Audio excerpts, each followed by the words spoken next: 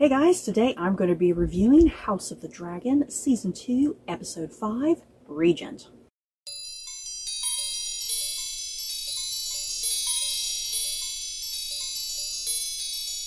Oh boy, yeah guys, this episode, what a ride. This episode was, let's put it this way, this episode was definitely a cool down. It was definitely a cool down, it was a reset. It's definitely one of the far more slower episodes of the season thus far, but I'm not going to complain about that whatsoever. I've seen a lot of stuff that people thought this episode was really boring, and I beg to differ. I don't think this episode was boring at all. I think it was very fascinating. I've said this before, I personally love these slower episodes where you really dig into character stuff and plot stuff. That way when you get to the big stuff that happens, these slower episodes matter, you know, that you feel these connections to the plot and the story, so that way big huge things that happen later, you feel it and you connect to it. So yeah, even though this was definitely one of the far more slower episodes of the season, I'm certainly not going to complain about it. I love people just sitting around and talking and backstabbing. I'm here for it. And yeah, you guys, seriously, I can't go on enough about Aemond Targaryen. Seriously, Aemond Targaryen, at this point, not joking, Aemond Targaryen is literally my favorite character. And I'll get into that as I get through this review. Yes, Aemond is pretty much the top villain of this show, but I am a sucker for a good classic villain. I am totally here for it. So yeah, of course he is going to be my #1 favorite character, and I just can't wait to see how everything is going to transpire. So yeah, let's get going with my thoughts and feelings on the Regent. Yeah, guys. Ooh. And as always, I have my huge paper here of notes. The notes every week are just getting more and more absurd. So yeah, let's get going here. So we have the aftermath of everything that went down in the previous episode, which was such a badass episode, you guys. Oh my god.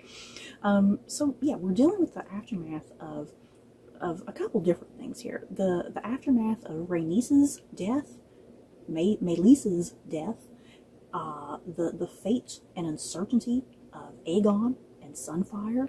So Team Black and Team Green, they're both suffering in their own individual ways. They have both lost something on either side. Yeah, Team Black is probably at the bottom. You know, they're having trouble getting any sort of momentum after what just happened.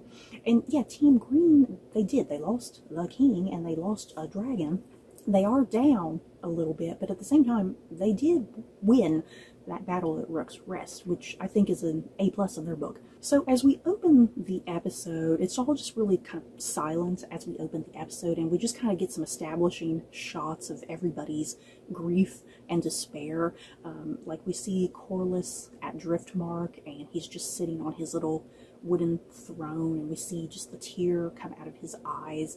His grief is devastating in that moment, and there's no one there for him to talk to at the moment to let that anger and hurt out.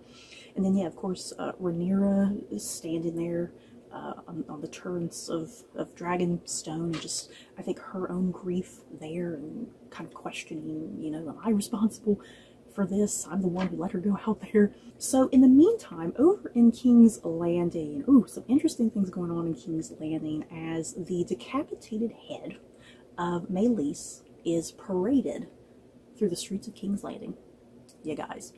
And this was also really interesting because I think on the side of Team Green, and I think in Kristen Cole's head, they think this is great. They definitely see all of this as a victory, and they want to establish their victory by displaying this head of a dragon. You know, that hey, we can defeat Rhaenyra, and hey, we can kill a dragon. You know, but they totally misunderstand and misinterpret the situation with the crowd at King's Landing, I think, because the crowd is just in utter shock and awe, and there's like no cheer going on. You know, I think Kristen Cole, I think when he kind of went parading through King's Landing with Meleese's head, I think he was probably expecting like cheers and yay, we won. And there's none of that. There's absolutely none of that. And instead, the crowd is really shocked and kind of horrified. And behind Meleese, we do see like a box being carted behind the dragon, and I liked how this was done because the crowd obviously has no clue what that box is. It might just hold armor or swords or weapons or other things of war, you know. They have no idea what's in that box, but yeah, I think we the viewer instantly know, oh yeah, because it looks like a coffin. We know it's Aegon, you know, because how else are they going to get Aegon into King's Landing? They can't just parade Aegon's body through town. There'd be chaos if they did, so they had to I think they had to come up with a clever way to hide Aegon from the crowd. Like, we can't let the crowd know the king is down, you know, so let's put him in this box. It's not very kingly at all, you know. It's not meant to be kingly. It's meant to protect Aegon. It's meant to protect Team Green from the chaos of the crowd. And so Kristen Cole is sitting saying to Gawain, don't they realize we won the battle? Which, yeah, they did win the battle. And again, Gawain Hightower being the most rational person on Team Green at times, I feel like, oh yeah, it was a strange victory, dude. Of course they're a little concerned here. Off in the crowd, we see Hugh. He's watching this whole procession, and we see his concern and horror. And the boy next to him, I'm not sure if this boy was supposed to be a son of Hugh or if it's just a random guy. I wasn't quite sure, but the boy next to Hugh says, I thought the dragons were gods. And Hugh's response is, they're just meat. And this is very, very telling. This whole couple lines of dialogue, and the fact that the crowd is not cheering at all. The people of King's Landing, they see this as a bad sign. They see it as an ill omen, which I totally understand that. Because like Viserys was telling Rhaenyra, young Rhaenyra, back in season 1, you know, the fact that we control the dragons is an illusion. And I always just think back on that, you know, it's such a wonderful line from Viserys. It's an illusion that we control the dragons. And again, you know, like at the end of season 1, Aemond lost control of Vhagar in that moment. You know, the dragons, the riders can lose control of their dragons, you know. The dragons can die. So yeah, the fact that Meleese's head is being paraded through the crowd, and they're all horrified by this. They're seeing that a dragon can be taken down, and the Targaryens are not gods. You know, they are not gods. The dragons are not gods. Why the hell are we following you people? And then in the meantime, watching the procession as it's kind of rolling right into King's Landing, we see Alicent and Aemond up there on the turrets of King's Landing, and they're watching the procession. They're seeing the box come through. They both know who's in that box. And Alicent does notice the dagger, Viserys' dagger, that then went to Aegon, and now Aemond has a dagger. And I know there's so many questions about the dagger. If Aemond happened to see the prophecy, you know, the Song of Ice and Fire prophecy, because he was surrounded by flame at some point. Did he happen to see the prophecy on that blade? I think we're all dying to know if he saw the prophecy. So yeah, the fact that Aemond has that dagger now says a lot, that he is the one in charge now, and I think Alicent is really terrified about that. And I loved all of these shots of the box being carried through the halls of King's Landing, and people's various reactions to it. And yeah, we get to see Helena very quickly. She sees the box. I think she knows who's in the box as well. She's not particularly very emotional about it at all. That's just it. You know, you got to give it to Team Green. And Team Green is never highly emotional or hysterical about anything. Even in this moment with the possible death of their king, no one is in hysterics. So of course, as predicted, we all knew Aegon was in this box, and oh my god, you guys, it's pretty graphic and brutal, the state of Aegon when they lay him out on his bed. And yeah, really quick, what about Sunfire, you guys? I can't believe there was absolutely no mention of Sunfire in this episode? Is Sunfire alive or dead? What did they do with Sunfire? You know, where is the body of that dragon, whether Sunfire's alive or dead? They had to do something with the dragon. And Alicent, in her own way, she is showing some sort of concern for her son, who is maimed at this point. I like how Alicent, she's really trying to hold it together. You know, once again, you got to give it to Team Green. They don't collapse into hysterics. Alicent is not collapsing into hysterics in this moment with the possible death of her son, who is the king at the moment. So the state of Aegon at the start of this episode is very thin and very precarious, especially as they start literally peeling the armor off of Aegon. Yeah, guys. Oh my god, it was rough. The fire burned into that armor so hot and so fast that his armor is like literally melted into him, and you're seeing them peel it off his body. Bits of skin are coming off. Blood is kind of just pooling all over the place. It looks like he has a broken leg, which, oh god, that was really gross, you guys. And in walks Aemond. Aemond just kind of casually comes walking in. He looks over the bed, and he's trying to put on like a brotherly concern, you know. And he says in that moment, someone needs to rule in his stead. Of course, obviously suggesting himself. So the next scene we go into, Alicent goes to Criston Cole, and she wants to know what the hell just happened, dude. And I really like, there's just a couple interactions with Alicent and Criston Cole in this episode, but I really love their interactions because Criston Cole, he has definitely lost a piece of himself after what just happened in the previous episode, because he can't even look at Alicent. For the majority of their scenes together, a lot of times he's kind of staring away. You know, he's kind of staring away from her. A lot of times he has his eyes looking down, or he's trying to occupy his hands with something else. He can't even look at Alicent. There's just only a few brief times where he does manage to look at her, and I think he feels bad about what happened to Aegon, because what happened to Aegon was not part of the plan whatsoever, and I think he definitely feels responsible for that. But yeah, what can he do? And yeah, also coming back from the parade, and no one was cheering the victory of Rook's Rest, you know, he's definitely in a pretty rough place where he's not feeling good about himself whatsoever. So again, Alicent is asking, dude, what the hell just happened? And he's just kind of saying, yeah, Aegon fought valiantly, you know, this and that, but did he fight valiantly? Aegon was up there pretty terrified and scared looking, rightfully so, you know, he'd never seen battle before. Aegon looked a little terrified up there on the dragon, even though he was trying to put on a show, you know. And more than anything, Alicent wants to know what Aemond's role in this whole debacle was. And Criston Cole just responds, I couldn't say. And I'm very curious, because Criston Cole was on the ground. You know, he had a very different view on the ground. What was his perspective of what happened up there? From his perspective, did it look like Aemond purposely fired on Aegon? You know? Did he witness that? Or does he genuinely not know what happened, what Aemond's role is? And again, Alicent is bringing up to Criston Cole the whole thing of, you know, we all know what Aemond is. I think pretty much saying we all know he's a monster. We know what he is capable of, and that he's always had some jealousy issues.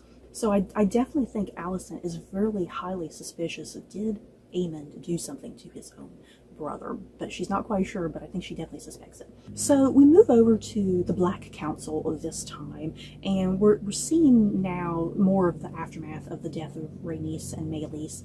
And yeah, they're down a rider, they're down a dragon, they're down even a castle with Rook's Rest, because Rook's Rest was the castle of one of the members of the Privy Council and whatnot. And yeah, they just keep going back and forth. Hey, we need Daemon back. Seriously, we really desperately need Daemon back, because at least we would have some form of leadership. And a lot of what's going on in the Black Council, and plus even the Green Council, when we get to that, there's a lot of sexism going on. And yeah, all the men just being really frustrated with the women. And Team Black, the council, they really think Daemon will come in and fix things. I'm not quite sure if he will. You know, even if Daemon was here, if he wasn't busy off having hallucinations over in Harrenhal, I'm still not quite sure how effective Daemon would be in this situation. You know, it's interesting to ponder if Daemon had been here, would they have lost Rook's Rest? You know, would him and Rhaenys together, would they have together defeated Vhagar and Aemond? You know, it's an interesting question to ponder. If Daemon wasn't off having a hissy fit, you know, what would be different? So we get into a lot of the sexism here, and the council blaming Rhaenyra. They're blaming the fact that she's a woman for the lack of her battle knowledge. And you know what? I kind of don't blame them for kind of feeling this way in some ways, because Rhaenyra was never trained to fight. I don't think we've ever seen her pick up a sword or fight with anybody, you know. She was never trained any of that. What she was trained in was just the art of politics, you know, the art of dealing with a council and how to talk to people and maneuver in that fashion. She was never taught battle tactics. So I kind of understand the council's viewpoint in a sense, you know, that they're frustrated with her lack of knowing how to deal with a war. But then, yeah, again, Rhaenyra fights back. Well, let me tell you, before Viserys died, we had all these many years of peace. So what battle have you guys seen? What are you bringing to the equation? So, of course, the Black Council, they're wanting vengeance, like, at this very moment. And they think, hey, we need to act right now while Team Green is kind of not prepared for it, because there's still uncertainty about the state of Aegon. No one entirely knows if he's alive or dead. And yet even Vhagar, you know, Vhagar is a big freaking dragon. Vhagar has got to eat. And Vhagar is tired and old and worn out. So it's in this moment, hey, we also need to take advantage while Vhagar is down, because maybe we can get some hits in. You know, that Aemond can't do anything without Vhagar. And again, for the entirety of this episode, Rhaenyra keeps bringing up, hey, I need to get out there, I need to get on a dragon, I need to fight. And I feel like I say this every week. That is so stupid. Rhaenyra, yes, she has a dragon, they need to use her and her dragon, but at the same time, she is the future of House Targaryen. She believes in her rightful claim and cause. So what's the point if she's dead?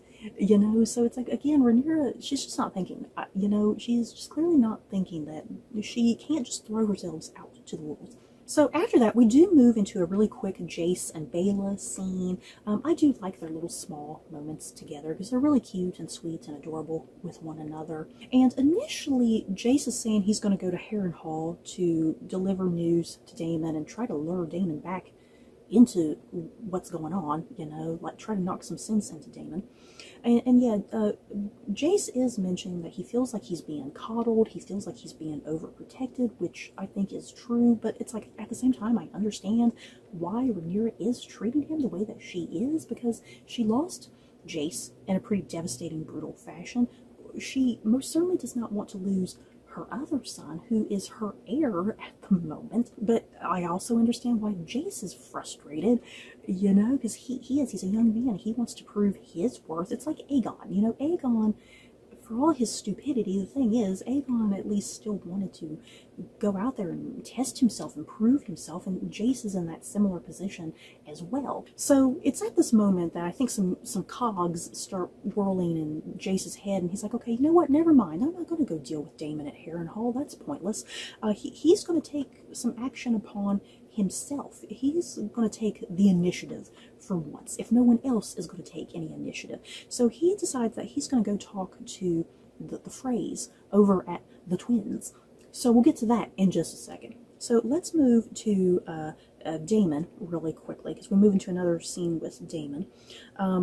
We see him, he's talking to House Bracken. He's looking glorious up there on his dragon, threatening them. And he's pretty much saying, hey, bend the knee or your house burns. What a threat. It's a great threat, but it doesn't work on House Bracken. House Bracken has had enough. They're tired of all this bullshit. House Bracken much rather die. And I love how the one guy, who I guess is in charge of House Bracken for the moment, because I lost so many freaking men in the burning mill. The one guy from House Bracken, he just turns away. He puts his back to the dragon. You guys, that is ballsy. That is a bold move. And I fully expected Daemon to tell Caraxes Dracarys and just burn that guy. But then the show ends and we see Daemon. The state of Daemon in this episode is so fascinating and so interesting, because he's at a low point. And I like how he's just sitting there on the side of the hill, looking kind of just defeated and useless. And he says to Willem Blackwood, he says, "I didn't think they'd be so eager to die." So Daemon did not burn them as expected. For whatever reason, Daemon had some restraint and he didn't burn all those people to death. I'm very surprised he didn't burn all those people, but I'm glad he had restraint, you know.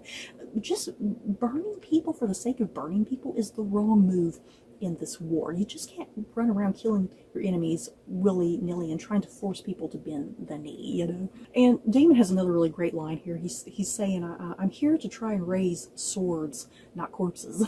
You know, that's kind of the reason why he didn't decide to burn House Bracken in that moment. It's here that Daemon decides to use Willem Blackwood to his advantage, and the two of them are conspiring with one another, and Daemon's pretty much saying, "Hey, you know what? You go off and do your own persuading." And I didn't quite understand what Daemon was referencing at first. I was really kind of confused with the ambiguity of how Willem and Daemon kind of left that scene, but it becomes clear as we get to the end of the episode what Willem went off and did, which I think was maybe a stupid thing for Daemon to have planned out.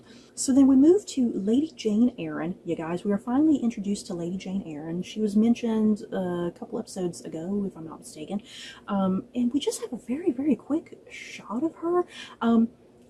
This scene almost felt a little random with Lady Jane Eyre. I'm not entirely sure if there was really a purpose to the scene or not. Because she's a brand new character. It's like, why introduce her just so randomly like this? But it is what it is. She definitely has some spunk and fire to her. So she's talking with Rhaenyra, who has finally arrived there with the smaller dragons. But as Lady Jane Eyre is saying, you know, hey, I was promised protection through a dragon. I wasn't promised protection through baby dragons. What is the point of these baby dragons, and what is the point of me being part of Team Black, you know? So yeah, Lady Jane Eyre, it's like you kind of understand her frustration there. I think she was expecting like a big huge dragon, you know, to protect the Eyrie and to help give them a reason to join Team Black and whatnot. Yeah, little baby dragons ain't gonna do nothing right now. And yeah, the conversation between Lady Jane Eyre and Rhaenyra pretty much ends in Lady Jane saying, yeah, I don't have time for this. I don't like this feeling of being powerless. We need to do something else here. So then we move into a scene with Rhaenyra and Mysaria. Rhaenyra venting out her frustrations with her council, rightfully so, because yeah, she's saying they're keeping me confined. It's like, I want to go out there and do something. They want me to do something, but they're not allowing me to do something. You know, it's all just all over the place with Team Black. And yeah, Rhaenyra once again saying to Mysaria, hey, I was never trained to fight. I was trained more in, you know, the art of politics more than war. And yeah, Mysaria is even saying, well, why don't you just send for Daemon? And Rhaenyra again is like, why do I want to send for Daemon? I don't want to be a supplicant to him, because then he has won. And as has already been talked about and established and discussed, Mysaria, again, she is the mind of the people. She is the voice of the people for Rhaenyra, and she's telling Rhaenyra, hey, Meleese's head being dragged through the crowd and paraded was not a good move on the part of Kristen Cole. The people are going to see that as an ill omen, which they do. And it's kind of in this moment that Mysaria, I think, is essentially what I kind of got from it, what she is suggesting.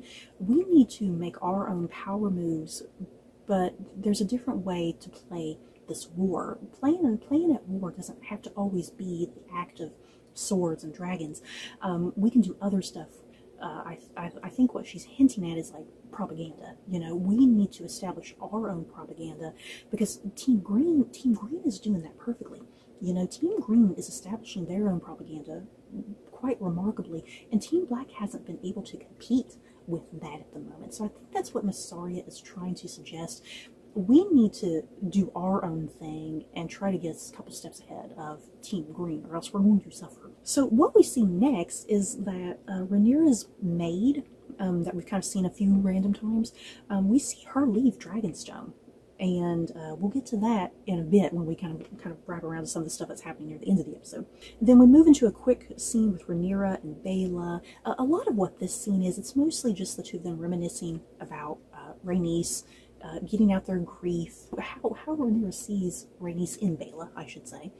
And yeah, Rhaenyra is giving Baela a box, and we don't really know what's in the box at first, but I knew, I kind of figured it out before the reveal. I had a feeling it was the hand of the queen pin that Rhaenyra has decided to name Corlys as her hand of the queen. So we'll come back to Corlys and Baela in a bit. That happened somewhere in here. So let's go back to Harrenhal. Yeah, guys, let's talk about the most disgusting scene in this whole freaking episode. Daemon has a wild, crazy sex dream with his mother.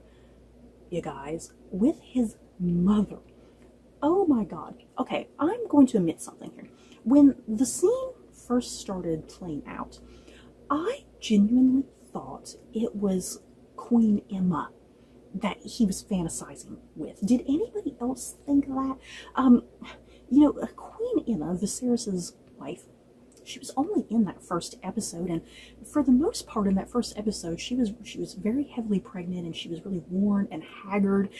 So this, I couldn't tell if this was the same actress, you know, just really done up with the hair and makeup, you know. So I genuinely thought he was having this sex dream that it was Queen Aemma, you know. But no, it turns out that it's his mother that he's having this fantasy sequence about, you guys, and it's so very interesting and complex, very Oedipus, definitely very, very heavily implied an Oedipus complex that Daemon is having in this moment.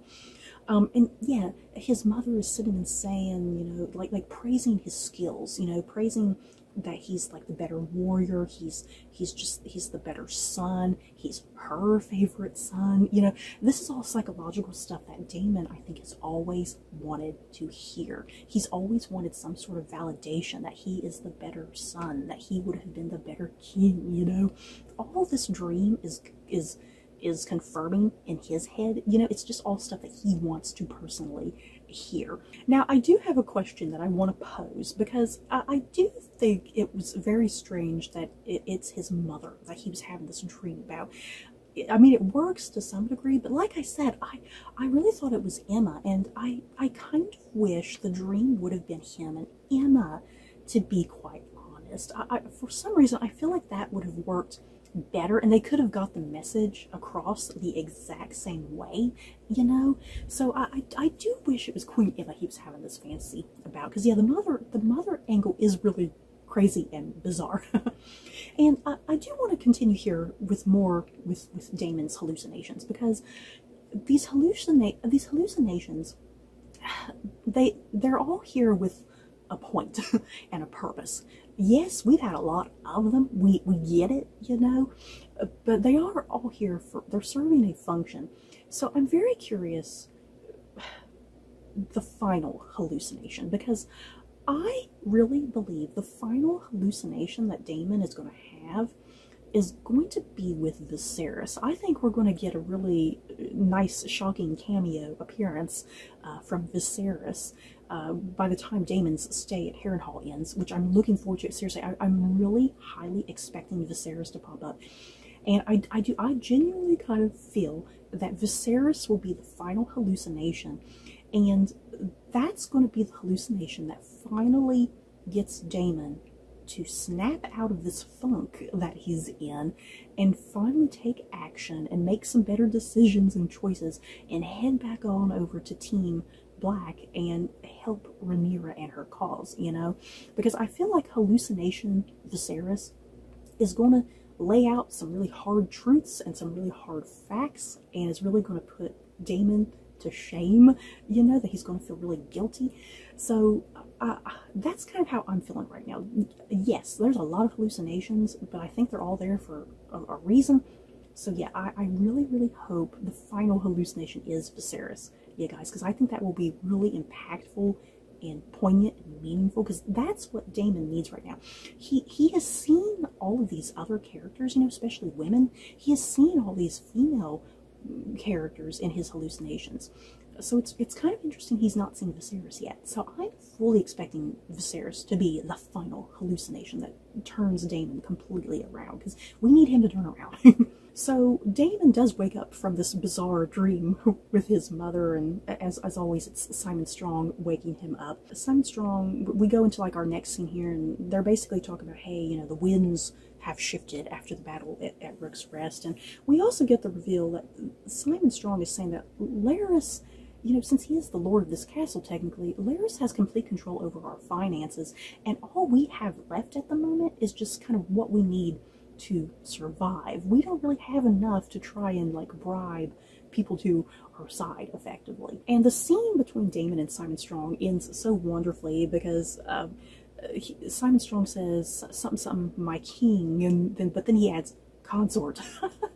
And Daemon, yeah, Daemon wants to be king, you know. He doesn't want to be king consort. King consort sounds like an insult to him. Okay, so we move back to Team Agreen, where we finally get to establish the regency, and Aemond is revealed to be the new regent, yes. Or it's decided, rather, he's going to be the regent. This whole sequence, I loved it. It was so well, like, just staged and choreographed here. You know, it's just everybody sitting at a freaking table, for crying out loud. But it was so intense and so well done, I think. Before we do get to the decision that's going to be Aemond, they're sitting there hashing it out. Okay, so who should be regent while we're waiting for Aegon to come out of this, if he ever comes out of this? And Alicent, I think very bravely, is like, well, let me be the regent. I was by Viserys' side. I was there as he was making rulings and decisions about stuff. I at least kind of have some know-how and knowledge of how things should kind of be playing out here. But of course, Larys brings up, well, you're a woman though. We would be a bunch of hypocrites if we made a woman a regent, because our whole thing is trying to play against, you know, the fact that Rhaenyra is a woman, and she shouldn't be the queen of King's Landing, you know, queen of Westeros and whatnot. So yeah, we would look like a bunch of hypocrites if we put you as regent. So it's like, you kind of understand that point of view too, that they don't want to come across a certain way. They don't want to come across as hypocrites. And absolutely no one supports her claim, you know. Larys totally is like, nope, we're not electing you as regent. Nobody wants to. Yeah, even Kristen Cole. I think Alicent, I think at one point really thought Kristen Cole would stand up for her and be on her side, but yeah, after everything he just went through, no. So yeah, even Kristen Cole is not on Alicent's side. So yeah, they make a pretty quick decision. Well, it should be who's next in line, and that is Aemond, you guys. So Aemond is very speedily made the regent, and I love Aemond during this entire sequence, you guys, because never once does he speak while they're trying to make the decision. He just kind of sits there the whole time, kind of with his head down, looking down. He never looks over at anybody. And yeah, whenever they do kind of mention his name, as they're kind of leading up to the decision, he has a smirk. You know, he does briefly smirk at one point, because everything is going in the direction that he's hoping it's going to. And I love how Ewan Mitchell just plays this whole sequence, you guys, because it's very quiet and it's very subtle. Aemond knows that he can't just storm in there making claims and trying to do things. He wants the decision making to be all strictly through the council. He does not want to personally claim anything. He wants the council to believe it's their decision, you know? So once they do declare that Aemond is going to be the new regent for the time being, he just immediately jumps up, he grabs one of the little ball things, and he goes, sits down in the king's chair, and he immediately just starts getting right to business. As he's doing that, everything kind of just fades out and we don't really hear the conversation that well. And I liked this long, lingering shot on Alicent, you guys. Alicent is just seething underneath the surface. And yet Olivia Cooke, just a great performance by Olivia Cooke. There's no line of dialogue here whatsoever from her. It is just her face. You can see how angry she is, how hurt and upset, and she realizes, I think in this moment, that she has lost absolute complete control over this council, over her sons. She realizes this is all her doing, this is all her making. Together, her and Viserys and Criston Cole, they have turned Aemond into this monster, you know. Yeah, I know a lot of people just, they hate Alicent. I think if you don't like Alicent, you're perfectly entitled to that, but I think you at least have to understand and sympathize with her to some degree while still hating her, because I think the show has done a really fantastic job of really giving Alicent a lot of dimension. I mean, for crying out loud, Otto Hightower pimped out his own daughter to the king. She was forced to marry at a young age. She was forced to pop out heirs to the throne at a young age. Then her husband literally starts rotting away in front of her eyes. She's a woman with no say, with no power, and yet everything has just been stripped and taken away from her. And I really feel like the show has done a great job of establishing why Alicent is the way that she is, why she has no affection towards her children, you know, why she thinks she should be regent in this moment, you know. Yeah, she has completely lost everything at this point, and I think she's regretting, you know, that long pan on her face. There's a lot that she's regretting at this moment. And yeah, you can hate her all you want, but I think in this moment you can definitely understand and sympathize with her to some degree. And before we do leave this scene, the best decision, Aemond is like, someone cut the fucking rat catchers down. Because again, Aegon made that really stupid decision to just hang all of the rat catchers, because one of them was bound to be one of the guys that killed his son, you know? And the thing is, he does that, he hangs up all these guys out in the public, where the public is they're already teetering on the edge. And hanging all the rat catchers was a really poor decision and a really poor mistake. So I like that Aemond, he knows that was a mistake. You know, he knows what Otto Hightower was thinking. He's channeling his inner Otto Hightower at this moment, and he wants the rat catchers cut down, which for Aemond to do that, one of his first things that he wants to do, definitely an A+. So then we move to a quick scene where we see Hugh and his wife and his really quickly ailing daughter. I have a feeling Hugh's daughter is going to die by the time this season ends, you guys. I think the death of his daughter is going to push a lot of motivation on his end. I'm not sure how yet, but I think that's what's coming for Hugh's character, because why else are we focusing on Hugh so much?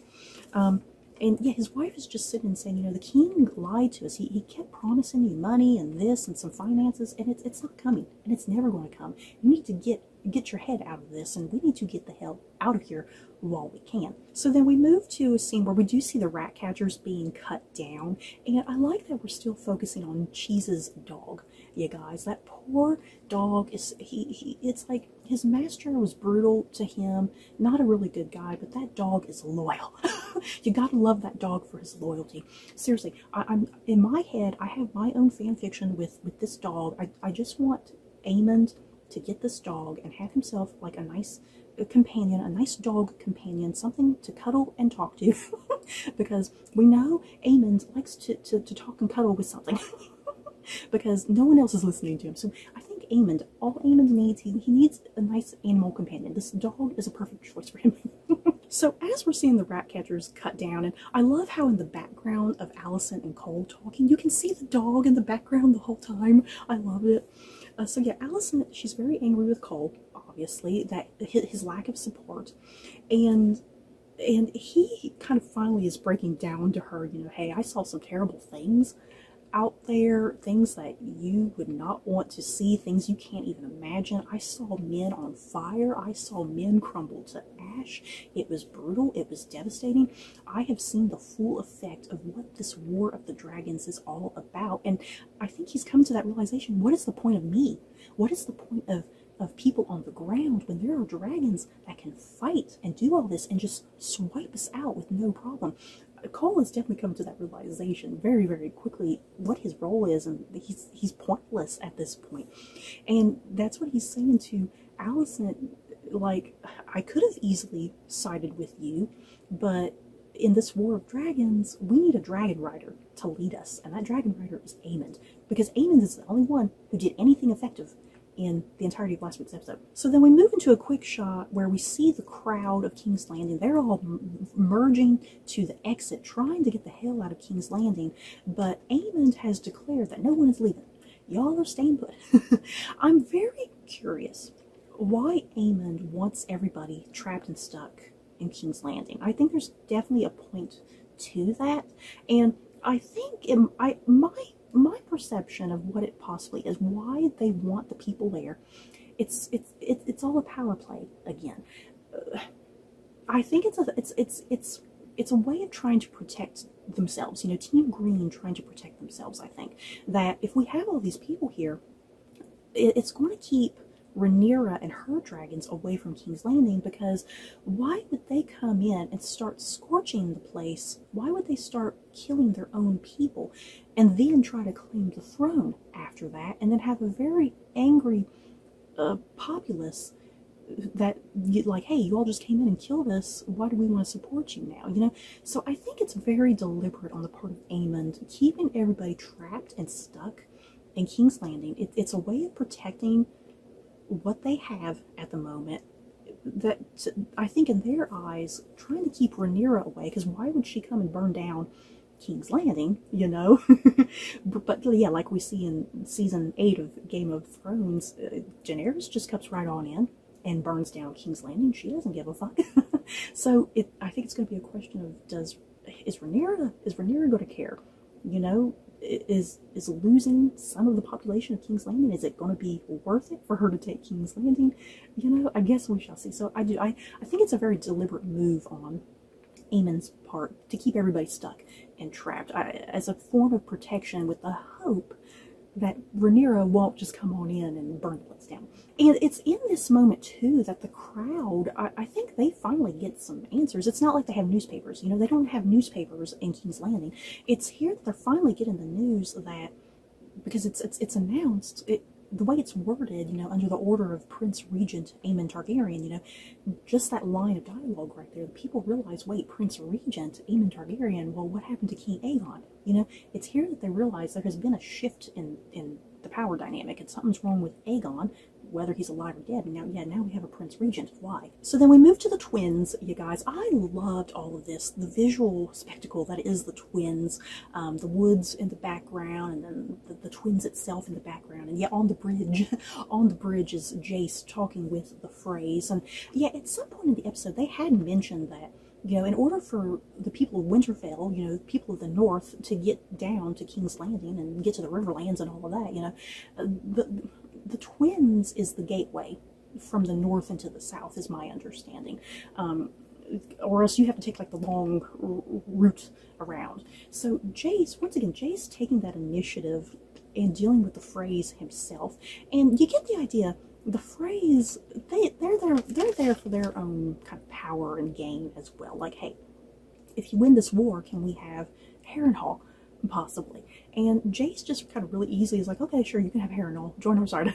Join our side, and they do. It's kind of done really quickly. It just kind of happens. The back and forth is not very lengthy. And Jace is guaranteeing that, hey, Daemon will back up Queen Rhaenyra. You know, they're not even willing to support Rhaenyra without the backup of Daemon, interesting enough. And yeah, Jace just makes that decision, like, yeah, sure, he'll back her up. He has no guarantee of that. He's just kind of saying what the Freys want to hear at that moment. So that's interesting. So we move back to Harrenhal. Daemon is out there just trying to occupy his hands, trying to occupy his brain, because I think he hates these hallucinations.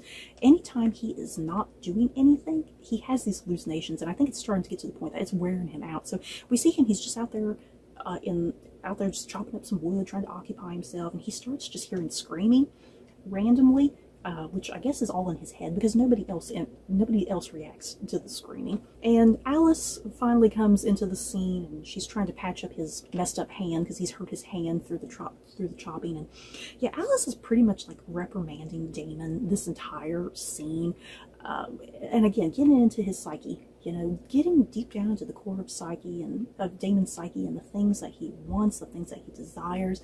Yeah, basically, she never says the word tyrant to him, but yeah, she's definitely insinuating, hey, you're starting to turn into a tyrant. Is that what you want to become? And yeah, also bringing in the small folk, you know, again, like Madame Sylvie was talking to Aemond several episodes back, you know, when princes lose their temper, it's the small folk who suffer. And Daemon is taking out his frustrations and his tempers on the small folk, and yet it's the women and the powerless and the weak and the children who are going to be suffering at the end of the day because of Daemon's actions, as we see later when the river lords pop up. Yeah, Alice is asking, hey, does Rhaenyra even know what you're doing? Are you just taking this all upon yourself? And Daemon downright does admit at one point that when he takes King's Landing, he wants to be king, and Rhaenyra is going to be at his side. So Daemon definitely has these grand ideas of grandeur and putting himself right above Rhaenyra. That's what I was saying earlier. I really hope the final hallucination that Daemon has is with Viserys, because Daemon really needs to do a turnaround here and support Rhaenyra at some point. And I think a hallucination of Viserys hopefully will do the trick, you guys, because yeah, he is power hungry at this point and very angry and very bitter. And Alice just leaves the scene going, oh, it's a pity you never knew your mother. So yeah, she definitely clearly knows he had some wild, crazy sex dreams about his mother. It is her saying that about pity you never knew your mother. It's definitely making me think she has something to do with the hallucinations, that she is in some way involved with it, forcing him into these hallucinations. And that scene does end pretty quick, and I think Simon Strong does mention, you know, House Bracken is ours now, finally. Willem did what he needed to do. House Bracken has fallen to us. So then we move over to Driftmark, and Baela is arriving to see Corlys, and she's handing him the hand of the Queen pin. I'm just really glad that Rhaenyra is going to finally have a hand. I just can't believe she never chose anybody before this, because I think a lot of people just assumed, oh, it would maybe be Rhaenys, but she never even gave Rhaenys that opportunity, which I think is a shame. So yeah, she's finally given the opportunity to Corlys, who I think it rightfully needs to go to, and he rightfully deserves it. And of course, as Baela's trying to give Corlys this pin, and Corlys doesn't want to have anything to do with it initially. He's in grief right now. He's struggling. I think he's kind of struggling with his alliance with Rhaenyra at the moment. Like, what's the point? I've lost everything. So he's very reluctant initially, until Baela essentially guilt trips him into accepting the position. And I think we're left to believe that he's thinking over it, but he's going to accept the role. So yay. I'm excited to see more of Corlys and him taking action, because so far this season, Corlys hasn't done much of anything. He's just kind of been off dealing with the ships and his people, you know. So I'm excited to see more of Corlys, and hopefully he'll be a good voice of wisdom in the council. And Corlys does mention really quickly before Baela departs, hey, I think you should be, you know, you should succeed after me and rule Driftmark. But Baela responds back with that great line of, you know, like, oh, I'm fire, what does she say? I'm fire and blood, or something. I can't remember the direct line, but she, basically applying she is her father's daughter, you know, the blood of the dragon runs thick in her, so you need to choose somebody else to rule Driftmark. So who could it be? Rhaena? Corlys wasn't really keen on the idea of Rhaena ruling after him, but yeah, we got the reveal of Alan being like a bastard son of Corlys, so maybe Alan or Adam might rule Driftmark, who knows. The next scene, we have Rhaenyra. She's sending the one guy from her council, Broom, I think his name is. She's sending him off to Harrenhal to deal with Daemon, because enough is enough at this point. We need Daemon back on our side. And at first, Broom kind of sees this as a bit of an insult, like, just because I have voiced my opinion, are you upset with me? Are you purposely sending me away? And it doesn't really have anything to do with that, according to Rhaenyra, you know. She's kind of making it sound a bit more grand than what it is. Like, hey, I need someone I trust to go deal with Daemon. she's basically saying reason with him and learn his intentions. So I think when Broom does arrive there, he's going to learn a lot of really fascinating things. So speaking of Daemon, moving back over into Harrenhal, we have a late night visit from the Riverland Lords, you guys. Ooh, and Daemon oh my gosh, he just wakes up from this whole thing. He's pissed off and angry that he's being woken up in the middle of the night, and, you know, really pushing his status to these people, like, hey, I'm the king, I'm your grace, this and that. You all should know better than to wake up your lord in the middle of the night. I'm a freaking Targaryen. How dare you? And he really goes quickly and roughly and brutally into this whole thing. The River Lords are having none of it. We get the idea that what Willem Blackwood did, my understanding of what kind of happened here, he went through and just started pillaging, I guess. I'm not quite sure. And he just started harming a lot of innocent people, like women and children. He started doing some really bad things under the name of Daemon. So of course the River Lords were pissed off about this. Like, who do you think you are? We think of ourselves as better than you, but you think you're better than us. You are nowhere near better than us, you know. They are rightfully so very, very pissed off at Daemon. And yeah, Daemon, by the time we end this episode, Daemon is definitely at a very, very low place. He thought he had the high ground, and he certainly does not.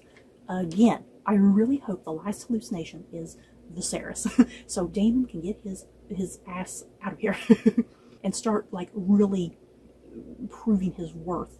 And this was such a wonderful shot, because when the River Lords leave, he leans up against the fireplace, and I love how he's on one side of the screen, leaning against the fireplace, and then we move back over into a scene with Rhaenyra, and she's leaning on the opposite side of the screen on the fireplace as well. I love that kind of shot, how it was framed, with the two of them on the fireplace like that. So we do move back to the maid that Mysaria sent out, and we see her sneaking into King's Landing. She goes right up to one of the guys, one of the king's guards, it looks like, and it seems like they know each other and they trust each other, because he lets her into King's Landing.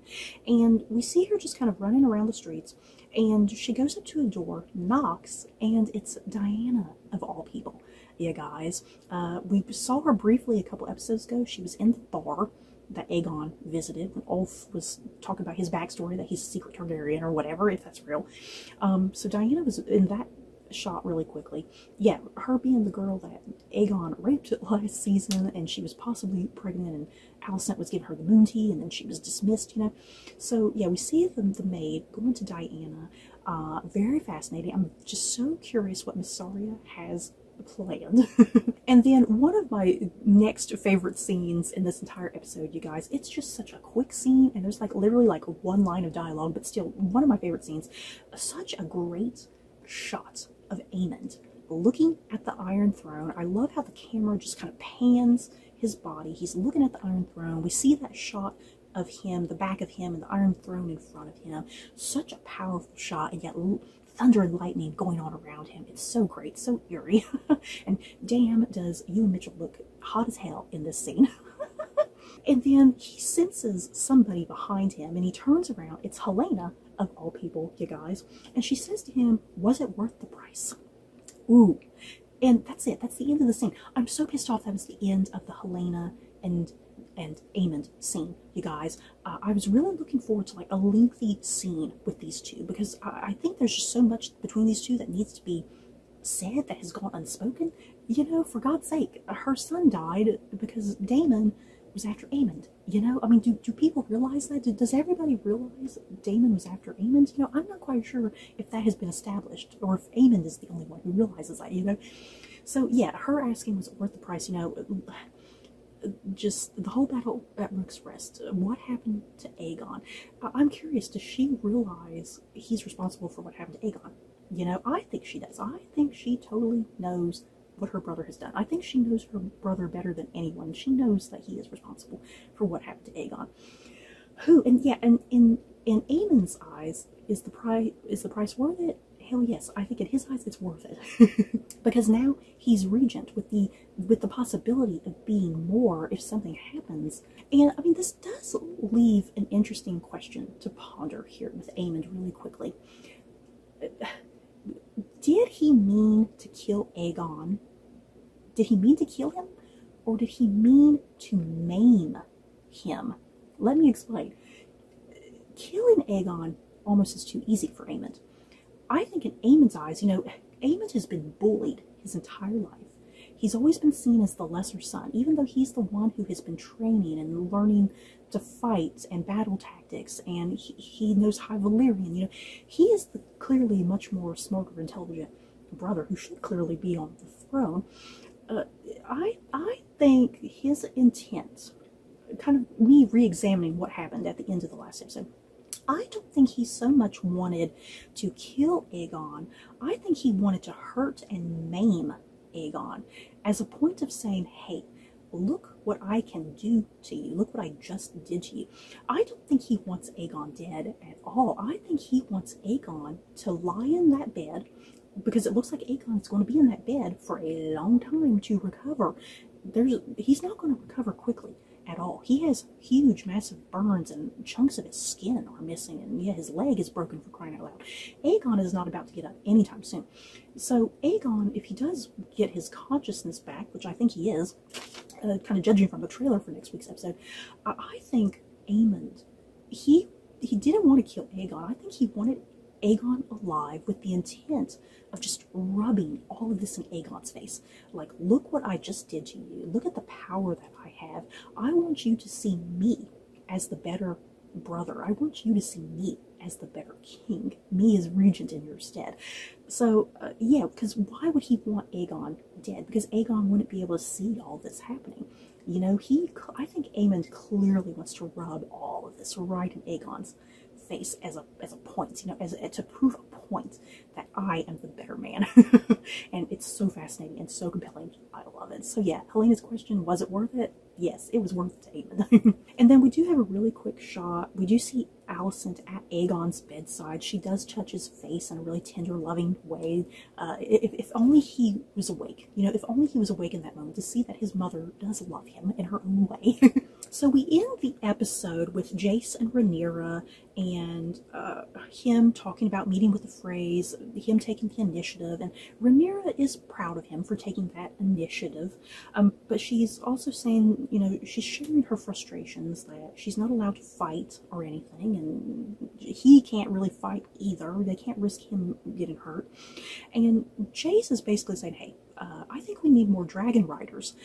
And this is where it's brought up that, throughout history, the Targaryens have married into other families over time, and there are other Targaryens out there. They may not have the last name of Targaryen, but they have Targaryen blood running in their veins, that they could possibly be dragon riders, that the dragons would sense on some level that blood tie, So the episode ends in a really interesting way. Nothing really crazy or anything. It just kind of ends, with this idea of, we need more dragon riders. Let's go find some. And I think all of these random miscellaneous characters that we've been seeing all season, I think all these characters are going to come into play in a huge way. Like I said, I've not read the original source material, so I'm not really sure what's coming. But yeah, like random characters like Hugh, Hugh has that white hair. Is he a Targaryen? Ulf claims that he's a Targaryen bastard, and then we have Alan and Adam who are Targaryen bastards. So I think all these bastard children are all going to come into play, and we're going to see all of the random dragons that have no riders.